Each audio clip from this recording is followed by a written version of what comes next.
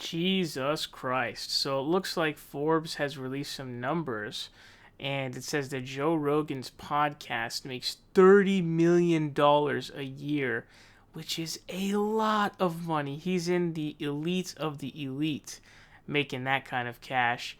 In fact, he's like one of like 16,000 people out of like what 350 million in the US who makes over $10 million. And consider this makes 30 million. I mean, it's got to be even higher, you know? He's really in rare air, you know? Fucking insane, dude. So, he's actually at the number one in terms of podcast revenue, as well as in terms of Apple. Apple says that he's number one podcast. He's the number one podcast. So they get a lot of downloads.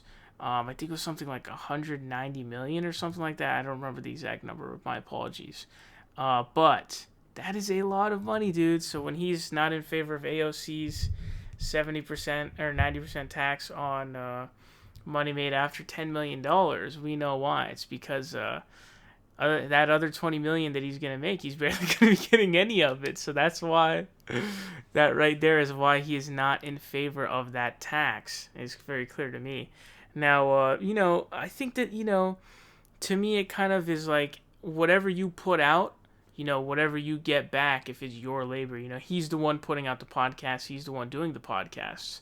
And so I think that, him making all this money, I guess, is, I don't find it to be like a big deal or anything bad or anything like that.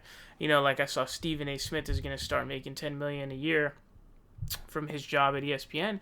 And my first reaction was like, dude, that guy deserves all of that money. He actually deserves more than $10 million because the the fruits of his labor are just so much more. His labor brings so much more than a measly $10 million a year because he carries ESPN on his back, literally single-handedly. And so all the memes that he provides, he keeps that whole genre afloat. Like I feel like that whole sports commentary stuff that debate stuff wouldn't really be alive without him. And so, I just don't know where this is coming from. I don't understand. So he makes like 70K per podcast.